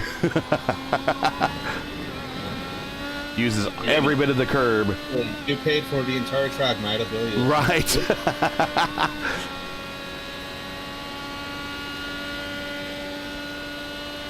In the sunset, getting out close to those cones. Very bumpy to the inside. Here the car struggle. Okay, now he's going to be at speed. Yeah, this could potentially be the fastest lap of the race. We get turn 1, very bumpy. He really is going for it. Funnels down into this, and now it's kind of what I call the infield portion. Now he's going to, he might contend with Green here on the straight. We'll see. See, he's on the button. You see on his steering wheel. That's his Pi readout, his Pi digital dash there. The green border, the green flashing light says he's on the button.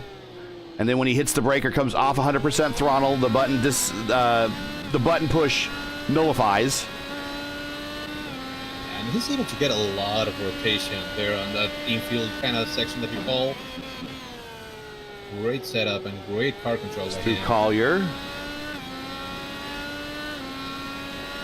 Might be able to pick up the draft from Green a little bit here on this lap. Green on the red tires.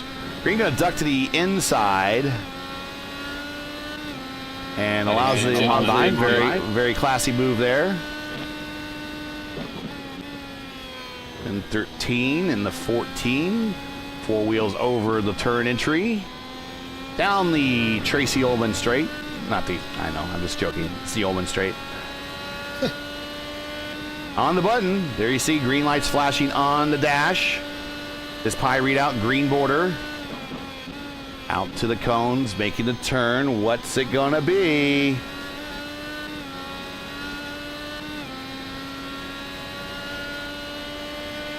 Oh, 139.5. Wow. There you go, folks. Purple lap. We knew it. We knew it was just a matter of time.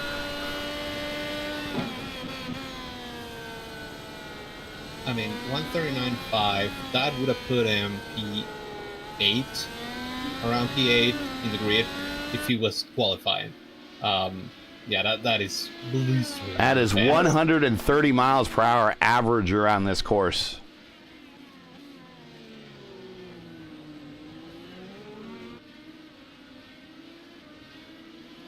And there you see everyone's best time on the board right there.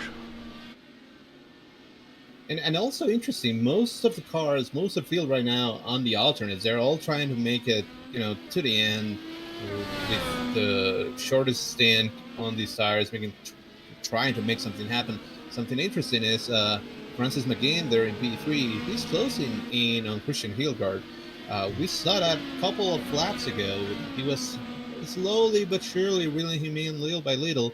But now that there's a tire difference with Hildgaard on the primaries and McGinn on the alternate, he's closing in. When they came out of the pits, it was a 5-second difference. That's down to 2.2 seconds right now. And, McGinn is pushing. Report from our pit reporter here. Burrell's connection is fine, something between iRacing and Japan.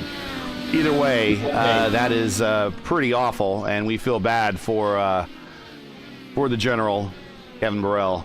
But let's reset the field while we got time to go here. Get some people some camera time. Your leader is Philip Krause, who's led most of the second half of this race, pretty much all the second half of this race. Christian Hildgaard, your early leader, about the first stint and a half, he was your leader. He is P2 by a pretty somewhat comfortable margin. You talk about Francis McGinn running, kind of closing up on him. We'll keep an eye on that battle as we go through the lineups. But there is Francis McGinn. McGinn's been in the top 5 all day. Aero Antilla, he has been in the top 5 pretty much, or fought his way up into the top 5 second half of the race, been in the top 10 all day. John Bodenfear, longtime series veteran and driver in these IR18s. He is up to 5th. Hamilton Akwawezi and the Team I5G car is currently piloting it in 6th at the moment. Nathan Moore, your number 1 car, has Kevin Burrell in front of him. So that is a car. He's back underway, under power, but he is going to be multiple laps down. But we know he's not hurting for pace. So I don't think Moore really wants him in front of him, but I don't think is really slowing Moore down. Moore, the number 1 car, P7. Philip Kraft is P8. Timothy Vaughn, I have not talked much about him, but we have mentioned him a couple times at least, doing a great job, very quietly, up 6 spots into the top 10. Your big gainer today is this guy, Mitch Welker, the Season 4 FIS Series champion. He is 13th. Going back is Fujita, getting the position over Roseboro just in the nick of time there. Move Fujita up to 11th. Roseboro back to 12th. Roseboro's not done with this. See those brake rotors lighting up. But I think he damaged his tires a little bit with that slide that he had. So I'm sure that he's had to babysit them a little bit. But he's not giving up. Trying to go back to Fujita. Oh, they almost touch. All right, just try to go back to Rashad Craig really quick. He's in 13th. Randall Haywood, he is in 14th. Sven Newman is in 18th there. And we got Zach Hubler, the Candyman, in 16th. Alex Van de Sant, very quiet day since this incident, just trying to bring her home, currently in 17th. Jonas Weiss is in 18th there. Jason Green, 19th. And Alberto Pellegrini, hope I'm saying that right, he is in 20th, still under power. And then Kevin Burrell is in 22nd. He might actually catch Casper, who is in 21st. He might actually catch him and pass him while he is currently disconnected on pit road. So we have 21 cars running. We have 18 on the lead lap. 27 cars started this race. 6 laps ago, back to the front. Team I private label, Philip Krause looking for win number 2 this week in the IIS. This is your Saturday strength of field race. Pretty healthy strength of field, 5.8K today. If you like the stream, make sure to click the thumbs up. Subscribe to Race First. We got these races all season long on the IIS. from Sebring all the way to Nashville Super Speedway a little bit later this year. And don't look now, but McGinn is 1.2 seconds behind Hildegard now. Yeah, Hildegard had to get around the lap car, and I'm wondering if that maybe was hindering him a little bit. That's Alberto. I didn't really see Alberto hold him up that much. I think he actually helped him. He's now moving out of the way. Yeah, now he's moving out of the way. So again, classy thing to do. IndyCar drivers have long memories. Oh, we do. Yeah, we do. Yeah, we do.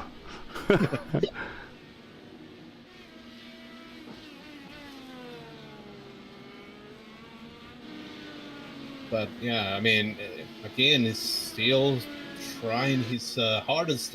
He actually was in the bottom. I think he's out of pushes now. Well, just about a second. Let's see if he's able to catch Hildegard. Yeah, he is Winchester on the button at the moment. Phil Krause is Winchester on the button, but I don't think Phil really needs him. Hildegard has 3. Antilla has 1. Bodenfehr 6. Akabwezi 6. Moore 5. Bodenfehr is on the button right now, so take him down to 5.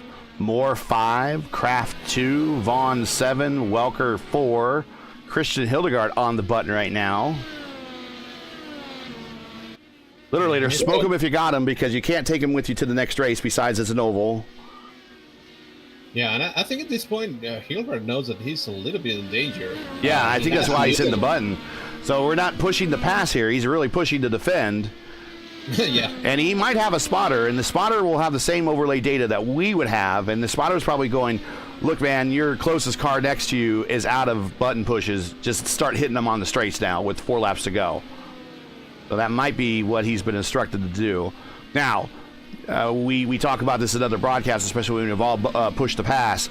Push to pass will increase fuel consumption. So if you are tight on fuel as it is, you don't want to keep mashing that button, because you might mash yourself into a either running the tank dry or into a fuel conservation mode late in the race just to survive. Yeah. Going back to that battle between Fujita and Roseboro, Roseboro not giving up. He is trying as much as he can. They're side by side entering. This late in the race, oh man, guys, this late in the race, it's you're going to end up causing a wreck with these tires being so worn at this point. Even though, well, these guys are 9 and 8 laps respectively on these set of tires, but the usefulness of the reds are pretty well spent. Trying to take a look going into the pin. Not going to be able to do it. Good defense. But if they race each other too hard in the closing stages here, tired arms, tired eyes, worn tires, you're going to work yourself into a bit of a, as we say, a worked shoot, which means a collision. That might have been kind of the last opportunity. Fujita is able to get some ground between himself and Roseboro. Really, really good defending there by Fujita. Roseboro popping those curves.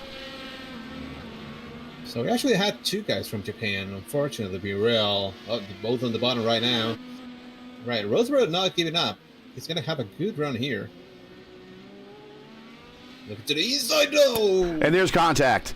We were just taking a look at Phil Krause. We go back a little bit. And I told you, we're going to work our way into a work shoot, and that's exactly what happened.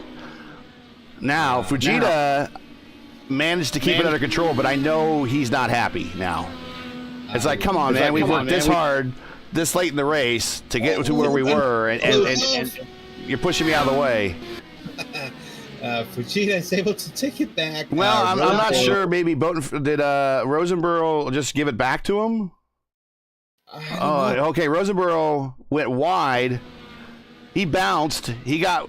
He bounced, and he got a little squirrely, and then Fujita gets on by, which is, I think that's just. I think the IndyCar gods just evening things out with the way they should have been. I don't want to see people improving this stage in the race by making contact with one another. But you know what? You were right. You called it out. He gave it back. He might have gotten loose, but then I saw him get offline and off the throttle. He was not trying to, to block or do anything. Good on. If that's the case, good on him. Yep. Well, and that battle, I guess, it's still brewing. Roseboro still trying to make it by. We're now at 2 to go. Yeah, watching just almost a lap and a half left here for Philip Kraus. Thanks for everybody for joining us for this opener for the IIS here on Race First this season. The Sebring race has been pretty well as advertised, and the two winners already this week are running 1-2 right here. And we're watching Philip Kraus navigate the last couple of corners before getting to the last quarter of this course before going down the straight and taking the white flag. Oh, man. I'm sorry, they're still going side by side. I wish I could split the screen on this battle because this is pretty fierce going on here. Yeah, but back up the Kraus. Go back to Kraus. Kraus coming into Sunset Bend, and he's going to be staring the white flag in the face. 1 to go here at Sebring.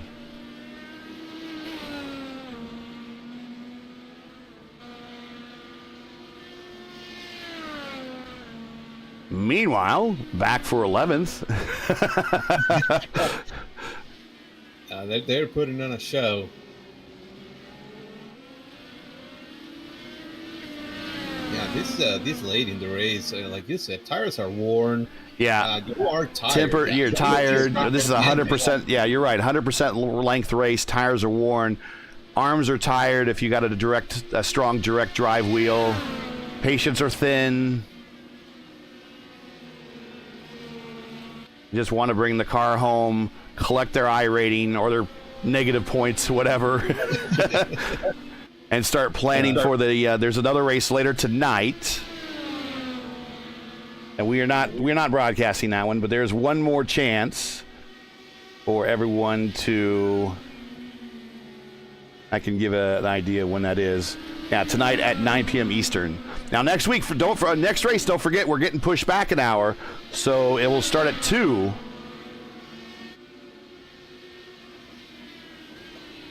And we're going to go back to Phil Kraus, who is staring the last part of the lap in the face here and getting ready to take home another win this week and to extend possibly his points lead in the series. Coming down. I mean, he did a hell of a job, Kraus did. A 20-second difference between himself and Hilger. Out of corner, final corner to the inside, in the victory weave for Phil Kraus, who wins for the second time this week at Sebring in a very strong strength of field race.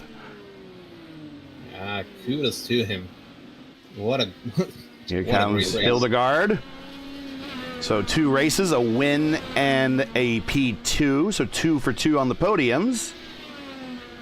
McGinn right behind him. Great finish for McGinn to keep pace in the championship.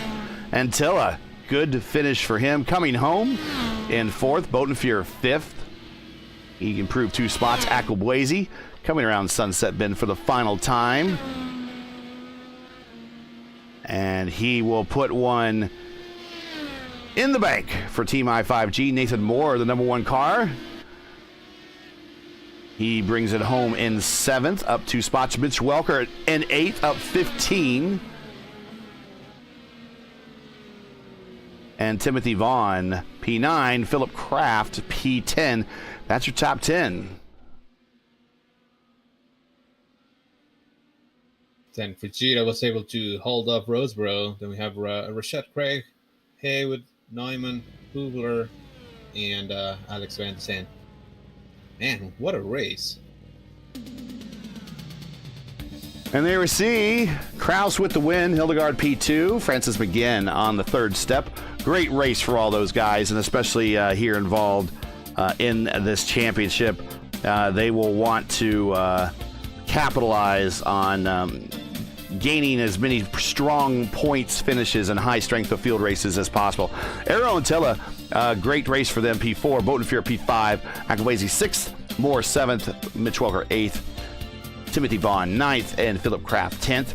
Fujita, Roseboro, just fighting it down, tooth and nail, elbows out, knuckles flying for 11th and 12th there at the end. Great race on their part. I believe everything was clean there, and I hope they give each other a pat in the back after this is all said and done. 11th to 12th, Craig 13th, Haywood 14th, Newman 15th. Moving on to the next page, Hubler, Alex Vanisant, Vice, Veezy. I want to say, is it Vice or Veezy? If we're saying that wrong, please let me know. But P18 Green, 19th, Pellegrini 20th, Burrell, the general, improved one more position to finish 21st. Casper 22nd, Costa 23rd, Stewart 24th. We have Kraft 26th, Prado 26th, 25th for Kraft, 26th for Prado, and Lake comes home in 27th. And that's your 27-car field.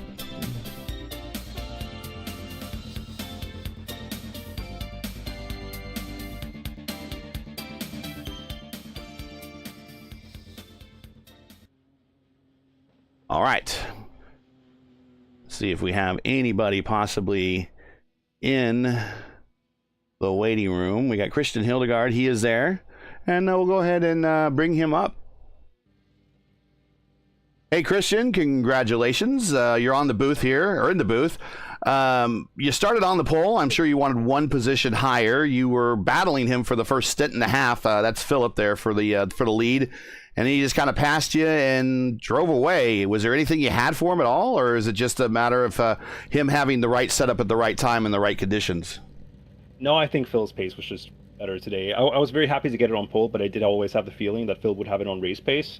And when he went that one lap longer and managed to overcut me, even though I switched to the alternates, I kind of knew it was already over by then. Was it one of those moments? There you go, uh-oh. It was for sure an uh-oh moment. And I knew going to the alternates there would be slightly compromised, but I know Phil ran the race yesterday and was extremely quick, so I needed to try and do something different to try and beat him. I think it was definitely the right strategy to be on the alternates right at the end for a shorter stint, but I tried to roll the dice and probably made the gap look even worse in the end. But even if I was on the correct strategy, so to speak, I think Phil always had it covered. He was just unbelievably quick today. I mean, you had a win this week in the first race, and then you come home second in this one, which is a 5.8 strength of field, by the way. I mean, all in all, it can't be that bad of a two-race run here for you for the opening week of the IIS. Not at all. Yeah, I would imagine you want to do better, but coming home in a first and a second, and especially a second and a 5.8 strength of field race, it will reflect well in the points. So your thoughts kind of moving on here in 2 weeks. We're going to California. Are you ready to throw your oval track costume on and give it a shot there at California? I'll give it a shot. I don't know if I'll be in top split. I'll try to get there. I know Iowa is in fix next week, but I tried doing some oval grinding on Michigan in week 12. And, I got a couple of wins, but also crashed out a few times and had some hardware failures. And so all in all, I ended up in the same place. So, I mean, hopefully I'll be there for Auto Club in the top split. I'll definitely be running, but I don't expect that I will make it into the broadcast, unfortunately. Well, you don't know until we actually line up and race. So we hope things go well for you. But I still think, all things considered, a good race for you here, a good week so far. So I'm sure you got some people you want to thank, some sponsors, friends, family. So go right ahead. Shout outs. Yeah, absolutely. I mean, first of all, I got to thank Kevin again. He's the main driver behind making our setups, making sure we're this competitive. He was driving a pretty good race, but unfortunately disconnected. For no apparent reason. I don't really know what happened. He was still streaming. He was still in our Discord call, and he just got disconnected from the server. So very unfortunate hit for him, but nonetheless, big shout out to Kevin. Also, big shout out to the sponsors. First and foremost, Dr. Dabber, but also Nemesis Lab, Moradness, and Ellis Engineering. Fair enough. Those are the sponsors that make the wheels turn there, or the virtual wheels turn at Satellite Racing. So congratulations to you and the team, and we'll see you in a couple weeks. Yeah, thank you guys. Well, Antonio, I think that's it. I don't think we have anyone else popping in the chat at the moment. I don't see anyone that has joined the server. That's okay. I would imagine that Phil and Francis are probably, even if they wanted to talk, they're probably pretty tired. So I understand if they didn't want to talk to anybody else. But well, as our first, go ahead. No, I was just gonna say I would be exhausted, so I totally understand that. It's like, you know what? Let me lie down, whatever. I don't want to talk to anybody. Well, I mean, this is our first 100% length race together. We don't do them very often here on the broadcast. We've got a whole season, another 15 more races of 100% length races here to do for this series. I'm actually producing, and we'll be doing some color commentary and play-by-play for the Elite Racing Network starting a little bit this season, but starting in their next season in August. And those are 100% length races, but I can't really call doing too many 100% length races unless it's like the fixed Indy 500, or we're in a league that wanted to do, one full length race a season, and the rest were like all 75% length. So it's kind of rare for us to be here for as long as we have to be calling a race. So I would imagine maybe you're a little tired, but I'm definitely ready to call her quits here. But I've had a fun day with calling this race with you. We've had action all over the place, a lot of wheel-to-wheel excitement, especially in the closing stages there. For everyone was fighting for every piece of land here, every inch of tarmac. And it should really go down to no one's surprise that we're watching P11 and P12 fight it out in the closing stages. That's how important this series is. It sure is, and yeah, I mean the full length, that's fine for us because we're just talking about it and getting excited and doing this and that. I was more talking hypothetically. If I was to do the race, or if I were to do the race, after it was on, I would be like, I don't want to do anything else but lie down because I'm exhausted. But I think we had a great race. Whenever you have 100% sessions, it's like, okay, well, that's probably gonna get super spread out. There's not gonna be a lot happening. There are gonna be downtimes. It's gonna be a little tough, but we realistically never had any of them. We always had battles brewing. We always had something happening on track, and that has a lot to do, of course, with a 5.8K split. All of these drivers are really, really good. They were, of course, going to be close on pace. We saw that, in the midfield, there were battles throughout the race, from the very beginning all the way to the end. A lot of respectful racing. Really only a couple of incidents, and both were netco. The one on the first lap, which sadly took away 5 cars, and then the one with Alex Van de Zandt and I think it was Daniel Kraft, I think it was, but it doesn't matter. They both were netcode, and we still saw some really, really good racing, really close racing. Also with Fujita and Roseboro there at the end, they were going back and forth, and then that very classic thing that Roseboro did, that, hey, I hate you, not it was unintentional, so let me give you the spot back. So all in all, a really, really good race that hopefully the community enjoyed. Hopefully some of you guys stuck with us for the entirety of it. And I'm hoping that you had as much fun as we did. Apex Chris in chat says that he's trying to get Francis in. If we can get him in here in the next couple of seconds, we will certainly stop the music and talk to him for a bit.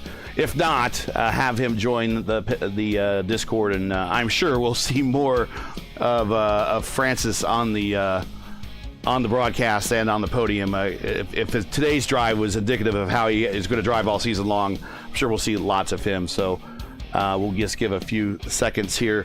Next up is California.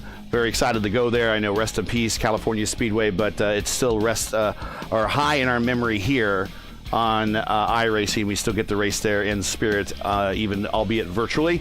So looking forward to that. And I'm excited to be here once again to broadcast the 2024 IIS after a year of no broadcasting whatsoever. It's good to be back. Well, I don't see Francis yet, but that's okay. We'll get him next time. If he wants to send us a message, we can. We can always update everyone after the fact. So that's it for today. Once again, your podium from Sebring is Philip Kraus with another win this week. Trying to chase it down was Christian Hildegard with the moment, knowing that he was going longer on that first stint. And Christian comes home second. And Francis Begin up 2 spots. And he finishes third on the day. Join Antonio and myself again Saturday, March 23rd for round 2 of the IndyCar iRacing Series as teams and drivers move to the late great California Speedway. Coverage should begin approximately at 2 p.m. Eastern on YouTube. Again, remember, we're having time change between now and then, so it's 2 p.m. Eastern. As always, check our channel at youtube.com/racefirst or check the official iRacing schedule for the correct time in your area. Hey, we love bringing these races to you. They're not easy and require time and money to produce. If you share our passion for the sport of IndyCar and have enjoyed our coverage of the IIS, please take time and visit our GoFundMe page. The link is in the description, and donate to our 2024 broadcast fund. We do realize times are tough, so any contributions would be greatly appreciated. We thank you for watching and making it as a part of your Saturdays during NTT IndyCar race weeks going forward. Now, as you know, YouTube algorithm game's not an easy one to play, so please help support RaceFirst with the weekly grind. Leave a comment below. Let us know what you thought of today's race, and if you enjoyed today's coverage, support us by smashing like in the video. If you are new, and we know there's some of you out there that are, click subscribe, and while you at it, hit the bell for a weekly reminder so you don't miss out more of RaceFirst other iRacing programming, including Monday we got ISRA trucks. Saturday we have, or Sunday, we're going to have the IO05, the VOR IO05 series on Sunday. Then ISRA trucks on Monday. Then Top Split from Iowa and Indy Fixed on Tuesday. ISRA DW12s on Wednesday. And then the FIS launches on Thursday. We got a packed week. You don't want to miss it. Everything's happening right here at RaceFirst. Now, as you know, keep your browsers set here for the most in-depth IndyCar knowledge on all of iRacing. RaceFirst, we know what Indy means. RaceFirst Saturday IndyCar iRacing Series Top Split naming rights are paid for by 4D Racewear. Check out their made-for sim line of sim racing gloves, shoes, and apparel. Visit them today at 4dracewear.com, and we'll put their link in the description next time.